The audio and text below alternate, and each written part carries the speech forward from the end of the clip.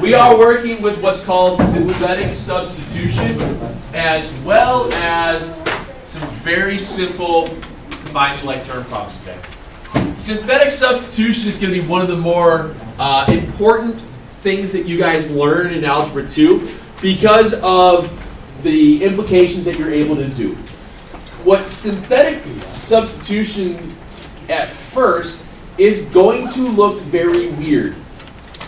But after 2 or 3 problems, you're going to be like, oh, this is stupid easy. So here's what we do. And I know I say that a lot, but you have to trust me just at least this time. I know I do. Let's start with a function, and let's start with a function that is, I don't know, like a 4th degree polynomial. So we'll say 2x to the 4th minus 3x squared plus 2x minus 1. If you recall, when you have a 4th degree polynomial, how many separate terms should you have? 2. Wow. If I have a 4th degree polynomial, zeros I'd have up to 4. How many terms in the polynomial should there be? 5. Think about it. 4th degree, 3rd degree, 2nd degree, 1st degree, and constant. Whenever you're dealing with polynomials, your degree value tells you n plus degree, n plus 1, how many terms you should have in this string. Here, is this in a descending order? What's it missing though? An x to the 3rd. So when I'm using synthetic substitution, I have to be very leery about what we call placeholders. If I'm missing one of the degrees going downward, I just put a 0 in for a place. So what I want to do is figure out what is f of 3. Now, you guys would sit there and normally go through the process of going 2x to the 4th minus 3 times 3 squared plus 2 times 3 minus 1. And you'd have to go through all that by hand, using the calculator, pressing a whole bunch of buttons. But wait! There's a faster, more efficient way to do this. First thing you do is make a upside down reversed L. Upside down. That's an L. I don't know. Just make that. Okay. On the inside this, we're going to put all of our coefficients across the top, including any placeholders. So I have a 2. I'm missing the cube, so I have to put a 0. My next coefficient is negative 3, 2, and negative 1.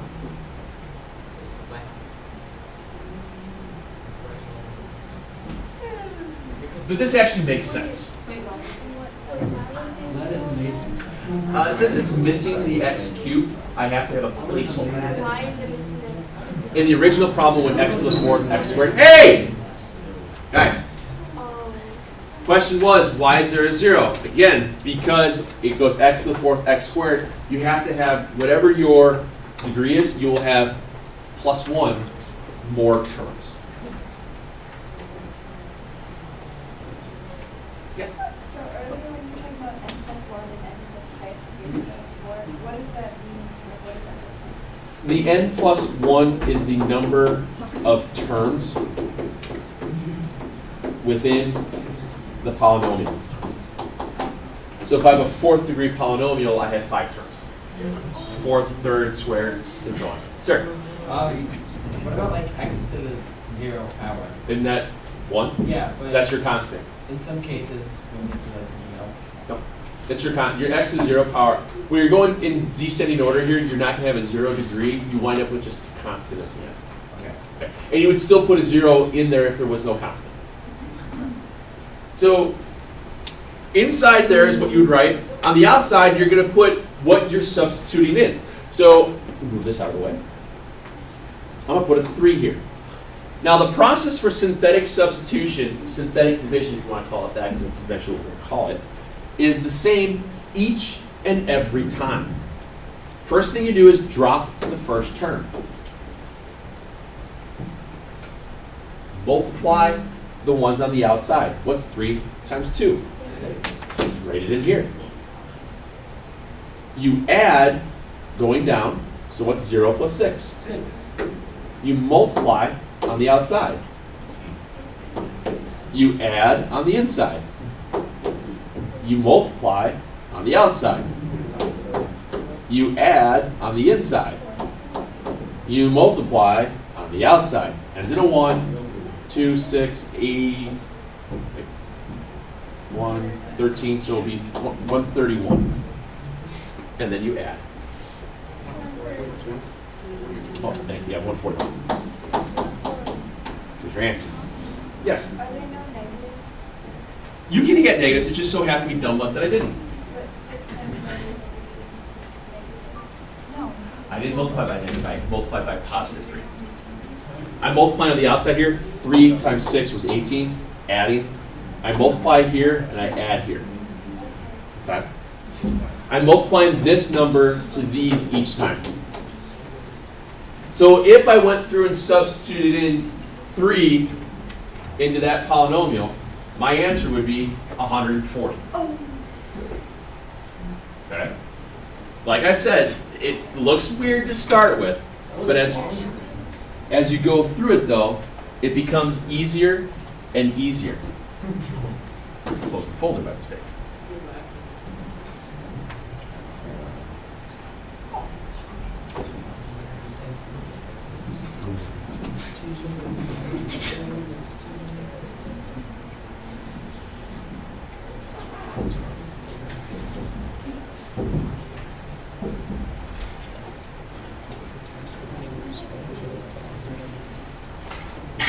Oops, sorry, that was really loud.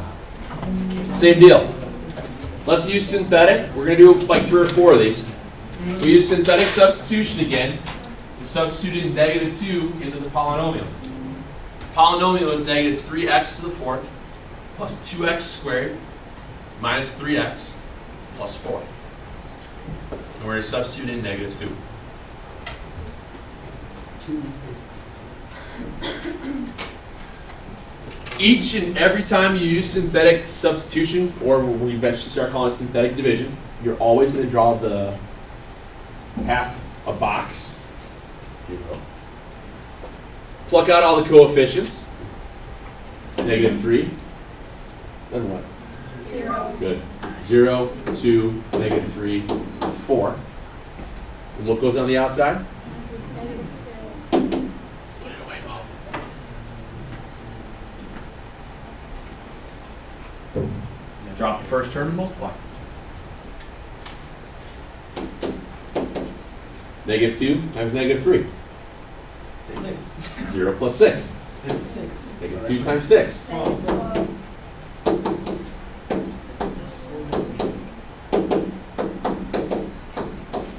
Multiplying and adding. Multiplying and adding. See how fast you can get at this? Multiply, add. Multiply, add. Yes, sir. I think I missed, like, what are we finding? What is it? What exactly is -30? -30 is the value of the polynomial at -2. Oh, Okay. Now, what this is going to allow you to be able to find is think about this in terms of ordered pairs.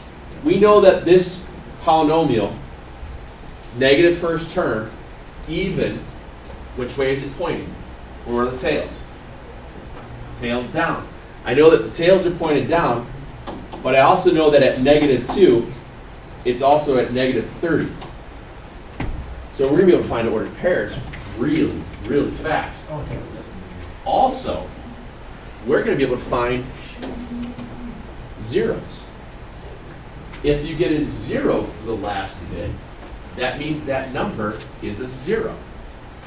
Which means if you have a 0, you can get a term. Which means eventually you'll be able to factor via this. Factoring with polynomials with synthetic is the root, it's the fundamental theorem of algebra, for lack of better terms. Being able to use this stuff, it just makes their life so much easier. Yeah. So, the top inside terms of the coefficients, the -3, that's the x coordinate, and then the outside bottom term, the -3, that's the y. No. This is your x. This is your f of x. That's all that is. Okay? Not Why didn't they just talk about this? because this is a little more complicated as you get going. And once we get to the factoring part of it, you'll see why. Well, I see what you're saying, but let's do this. Does this work for? Give us. Does this only Well, work? you know he's going to eventually. No. Hey, what do you mean? What else do you think it would work for? Like if it was just not 5 terms. Like how many If it terms? was like 3. 3 terms? Yeah. Yeah, it works. Okay.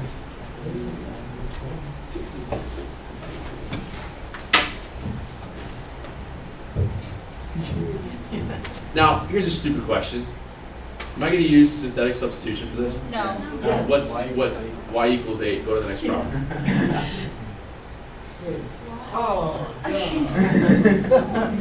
Read the questions before you do something. I know.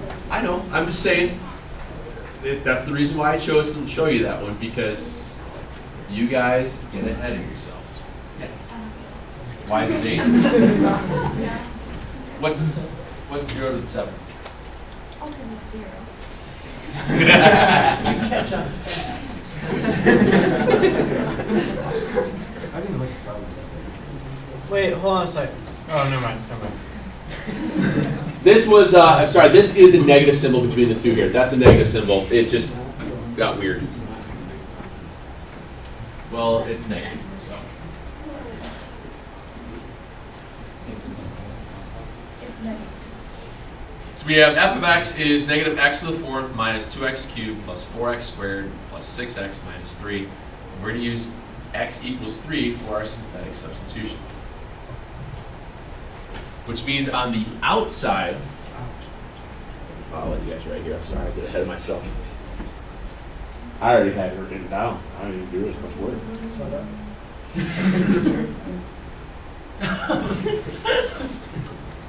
I didn't mean it like that. Stand up, I'll knock that thing off your head. It's actually. Oh, it's clipped on. I can still You doubt me? No. Okay.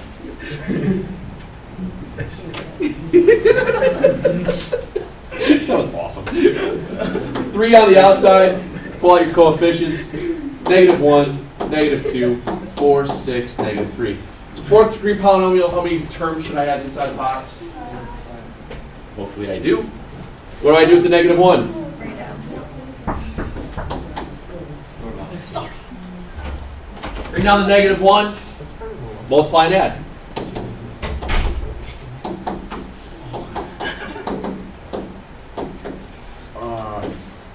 Did we just do 1 with 27? 54 is be 81.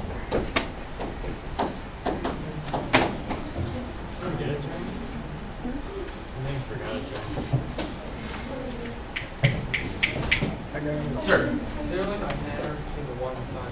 Oh. Mind if I move this? Not yet. Is that what you count?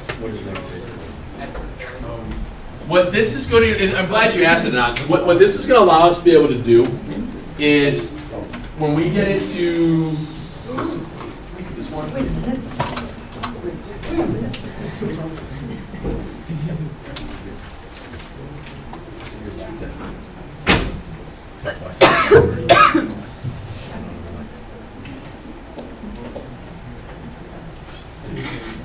What this is going to allow you to do is to take a function like this and use what is called the fundamental theorem of algebra, which basically states if I have a 4th degree polynomial, how many possible zeros are there? 4. Now they could be real or they could be complex, which means they could be real or imaginary. What we're going to do is we're always going to find all possible zeros. By utilizing synthetic division, it allows you to find zeros rapidly. In this case, it's not telling me what to synthetically divide by. Do you agree? Yes. So what we would have to use is another theorem, which we haven't gotten to yet. What that states is that you're going to take all the factors of the last term. What are your factors of 6? 1, 2, 3, and 6. And if it's 1, oops, it'd be 1, 2, 3, and 6. Now it could be -1, -6, -2, -3, so we say plus minus. So technically there are 8 possible setups for getting to 6, right? We use synthetic substitution to go fishing for the zeros. Because when you start this, start with 1, we have 1, 2, -5, -4, and 6. I want to see if I get a 0 at the end. If I do, I know that 1 is a 0, therefore x minus 1 is a term. And I'm factoring it out this way. And as you guys saw, synthetic is really fast to work. And it worked. Which meant 1 is a 0. If 1 is a 0, what's its term? If 1 is a 0, what's the term? X minus 1. So I basically now divided this polynomial by x minus 1, and right now I'm left with, if I divide x to the 4th by an x, what am I left with? I'm left with x cubed plus 3x squared minus 2x minus 6. And doesn't that look like something you can group? Yes. And that's what this synthetic division is going to allow you to do. It's going to be able to chunk down upper degree polynomials rapidly to factor and find all zeros. Slick, isn't it? Yes, We're ma'am. not doing that. No. We'll do that next week. Yes, sir. How did you get x minus 1? Did 1 give me a 0 at the last part? Yeah. So is 1 a 0? If 1 is a 0, what's its term? Oh, x minus 1. Wait, back up. How'd you get one in the outside the Here. I just started with 1. Oh, you just okay. I can start with any of them. I can start at any one of those. I just picked one. Like I said, this isn't for a couple days still, guys. But the reason we're learning how to do the synthetic is to be able to do this real fast. Yes, ma'am. The second grouping next to x minus 1, how do you do that? Each one of these is a coefficient less 1 degree because I took 1 degree out of the x to the 4th. So I have x cubed, or x cubed, x squared. So if I can multiply. Yeah, drops everything in degree. Yes, sir. So then it's like for instance over there with the line, and if you took for an x-intercept, you take the equation of one line to the vertex of the other, and apply it to that, you don't have 0, doing that. If you knew a 0, No, if you're trying to find a 0, and then you know from before it changes to the new line, and then you just take the equation of that line and maybe the slope of it or something. I don't think so. I don't know. We might be overthinking this. I don't think so. Okay, what are you gonna say? So when you solve it, because you use those to find the constant. So would you solve the x minus 1 just as you also calculate? Yeah, and we'll get guys. This is a couple days ahead, so don't get hung up on this. I'm just showing you where this is leading towards. So, how do you do it squared? Each one of these drop a degree, and these are just the coefficients of the next polynomial. If I foiled this, if I distribute this out, I'm going to get x to the 4th, 2x cubed, and on. I factored out an x minus 1. I'm continually factoring out. That's all it is. We're not there yet, okay? Forget you ever saw the past 3 minutes. Back out a couple, and I can't do this, and I delete one and then plus x formula. I can? Okay.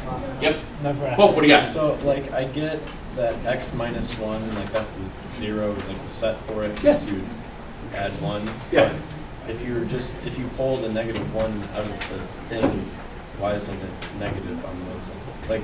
What do you mean pull out the -1? Didn't you say you pulled x minus 1 out of the first thing we had? Mhm.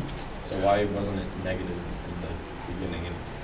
If you went back, this means that you got something as a 0. The term that created that 0 would be x minus 1, because you have to say x minus 1 equals 0, because 1 is your 0. Yes. So we're writing this in terms of linear chunks.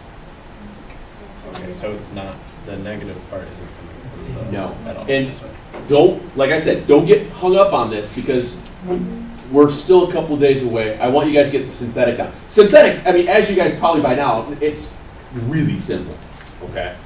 And it's gonna help you to do this stuff real fast. Last one, and I'm gonna go into the last bit here today. Okay. Well, how did you get the number plus, minus, 1, 2, 3, and 6? What are your factors of 6? Okay. That's all it is. And like I said, it's a couple days away.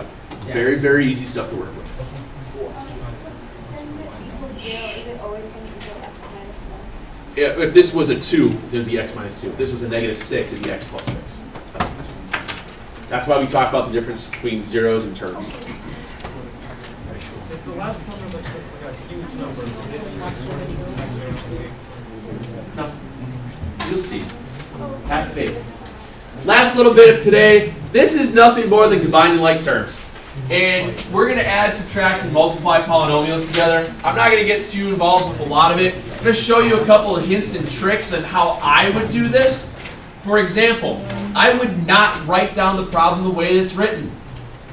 Because horizontal math is bad math. What? Horizontal math is bad math. What?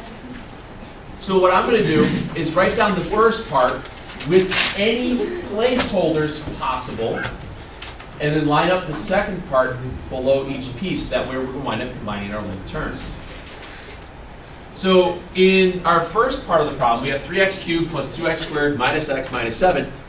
They're in descending order, third degree polynomial, has 4 terms, which means I'm not missing anything. You guys agree on that? Uh-huh.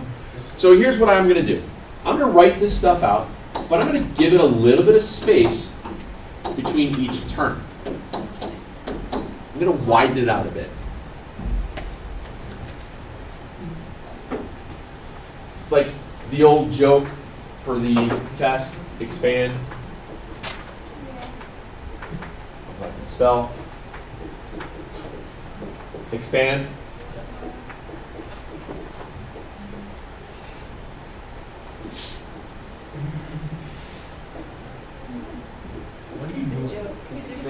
Expanding it. You're doing a great job. Thanks, you're the best. Same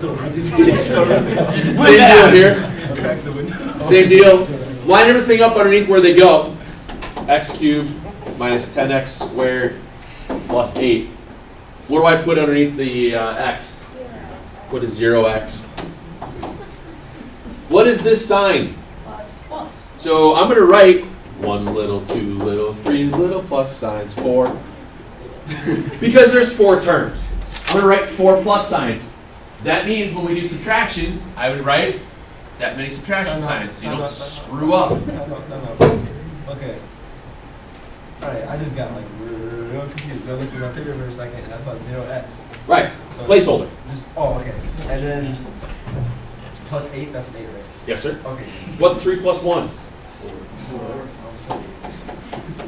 2 plus negative 10. Negative 1 plus 0. Negative 7 plus 8. Done. That's all that is, guys. Really, take the time to rewrite every problem as you read it out of the book. The book puts it all in horizontally. Just write it vertically, put placeholders, descending order, and it's easy. So you don't have to do anything else? No, it's just add. Just said to add. Same deal goes for subtraction. When you have subtraction, it's a little bit different because you're subtracting. As you go to write down the problem, start with, well, 5x squared plus x minus 7. Notice I spread it out a little bit. I line up the rest of it. 3x squared minus 6x minus 1. And this symbol is a, I have 3 things, so I have to put boom, boom, boom. That way I don't forget to subtract each piece. It's kind of like distributing the negative that you tend to forget. By writing things vertically with this spacing, it forces you to not screw up as much. Okay? 5 minus 3. 1 minus negative 6. Negative 7 minus negative 1. Negative 8. No boy. Okay.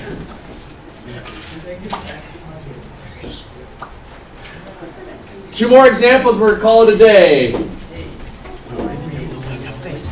Oh no! I don't know what to do. Foil, it's kind of not foil. It's kind of not foil, you're right. Foil's for only binomial. What am I going to do, Coop? How? You're gonna do what you did, you line them up and then move. No, much easier to do another way. Factory. Distributed property. Distributed property. Way to go! Distribute. Guys, in this case here, you're going to distribute twice. Oh, It's the way it's done.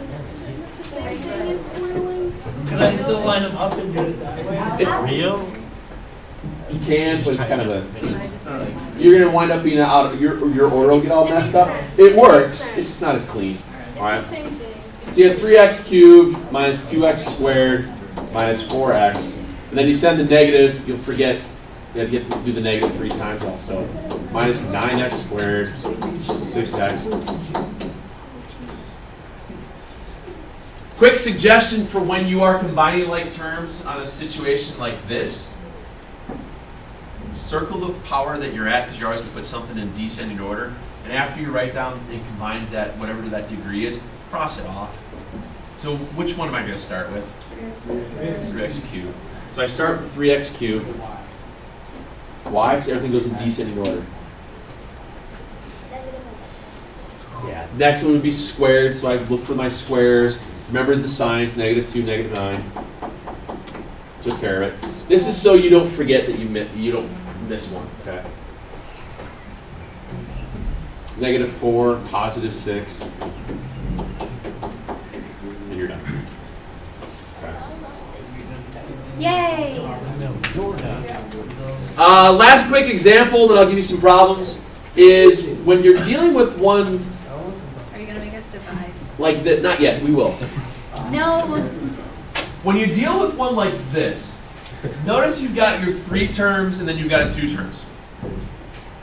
Which way is it going to be easier to multiply? 3 into 2 or 2 into 3? 2 into 3. So when you go to write this one down, don't write it down like this. Just write it down like that. What is your... Come on, man. That's good. Okay. If I write all my problems like that, will you give me a grade off? No, I'll just throw it at you.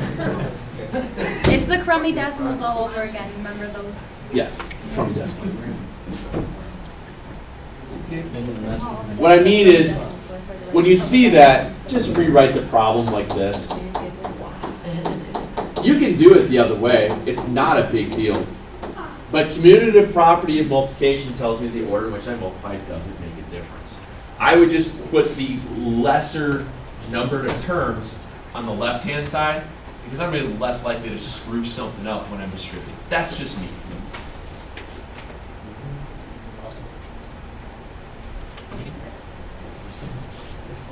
Some kid just walked by really slow staring at you outside the window. I don't care. It was like, just kind of creepy together, so I didn't see his face. I don't think he was looking at me. Have you seen a mirror about creepy yet? Mr. Murphy, that's me. I was just discussing. I'm messing with you.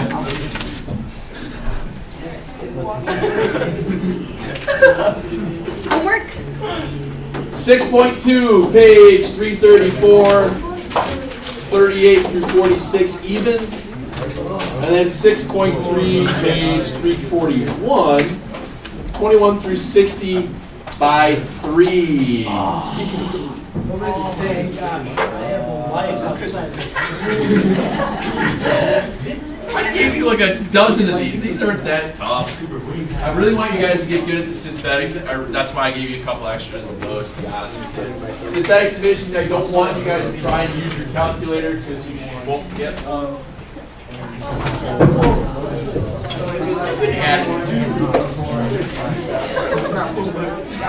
But those aren't 3s, those are 4s and 7s. you're increasing the problem number by 3 each time. How's that? Is that better of an explanation? I really like this blue marker. Ryan, I think he's saying only the ones with trees and